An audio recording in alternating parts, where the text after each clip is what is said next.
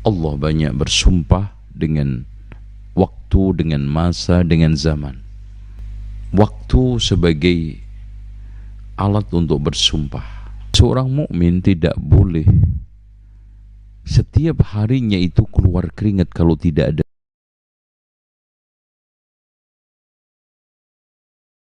Qala al-musannif rahimahullahu ta'ala, faslun, satu fasal, yambaghi lil insan,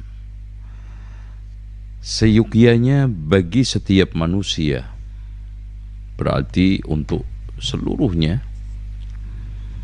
bahkan tidak hanya muslim, semua yang merasa al-insan, ayya'rifa syarafa zamanihi, mengenali kemuliaan waktunya. Karena kemuliaan waktu inilah, wa qadra waqtihi, ya zaman waktu, Allah banyak bersumpah dengan waktu, dengan masa, dengan zaman. Seperti wal asri innal insana lafi khusr. Allah juga bersumpah wal laili idza yaghsha, waktu. Wad duha wal laili idza saja, juga waktu. Ya, wasyaf'i wal watr wal laili idza yasr. Dan masih banyak melimpah ayat-ayat yang Allah menggunakan waktu sebagai alat untuk bersumpah. Dan tidaklah Allah gunakan makhluk sebagai alat untuk sumpah, melainkan makhluk itu memiliki keagungan, kebesaran, kemuliaan, seperti wasyamsi waduhaha wattini wazzaitun wa turi sinina wa hadzal baladil amin. Karena tin adalah kebun di mana tempat berdirinya masjid Nabi Nuh, wazzaitun di mana kebun zaitun tempat berdirinya masjid Nabi Daud dan Sulaiman, wa turi saina, gunung di mana tempat masjid ibadahnya Nabi Musa, wa hadzal baladil amin, puncak daripada tempat ibadah yang tersohor, sakral, suci, mulia adalah Al-Masjidul Haram. Ya. Baik. Saudaraku seiman, seislam yang dirahmati oleh Allah Subhanahu wa ta'ala. Oleh karena itu, kata Imam Ibnul Jauzi, فلا يضيع منه لحظة أو فلا يضيع منه لحظة في غير قربة. فلا يضيع, tidaklah atau seyogianya manusia tidak boleh menyia-nyiakan waktunya tanpa untuk suatu qurbah, mendekatkan diri kepada Allah Subhanahu wa ta'ala. Makanya sering saya katakan, seorang mukmin tidak boleh setiap harinya itu keluar keringat kalau tidak ada surganya. Makanya Imam Ibnul Hazm menegaskan, kita tidak boleh bersusah payah menyenangkan orang lain sementara hal itu tidak mendatangkan ridha Allah dan juga faedah di dalam syariat. Karena la yara al-mu'min fi waqtihi thamanan illa al-jannah, kata beliau juga. Seorang mukmin tidak bisa menghargai waktunya kecuali hanya untuk surga. Jadi tidak ada satu detik per detik, menit per menit berlalu melainkan untuk suatu surga, untuk kebaikan akhirat, untuk kedekatan kepada Allah Subhanahu wa ta'ala.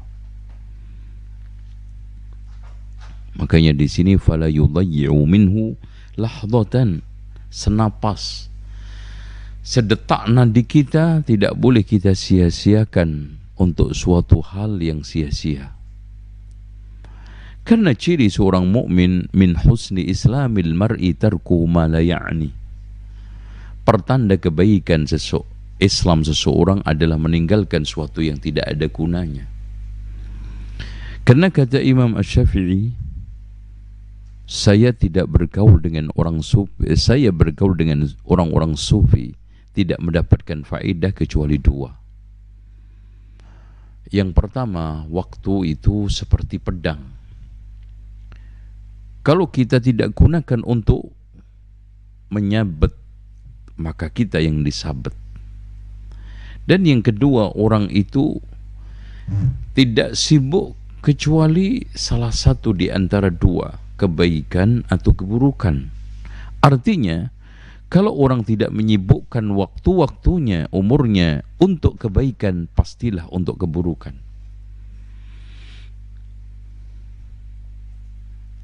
Kita lanjut. Wa yuqaddimul afdhala fal afdhala minal qawli wal amal.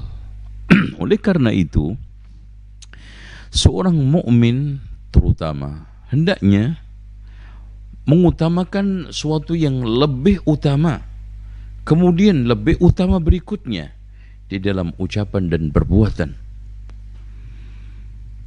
Karena jangan sampai kita itu tertipu oleh syaitan. Di antaranya adalah meninggalkan sesuatu yang lebih utama, mengutamakan sesuatu yang kurang utama.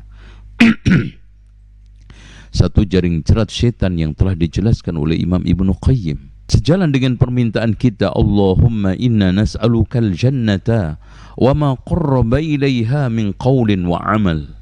Ya Allah, aku memohon surgamu dan apa-apa yang mendekatkan kepada surgamu, baik berupa ucapan maupun perbuatan. Wa na'udzu bika minan nar wa ma qarraba ilaiha min qawlin wa amal. Dan aku mohon berlindung kepadamu dari neraka dan apa-apa yang mendekatkan kepada neraka dari ucapan dan perbuatan. Itulah napas mukmin berdetak, kaki melangkah, waktu terus berjalan hanya untuk itu. Wal takun niyatuhu fil khairi qa'imatan. Hendaknya niatnya, satu konsentrasinya utama, terdepan dalam setiap saatnya, tegak di atas kebaikan. Akhirat oriented, ya, tegak di atas perkara keakhiratan.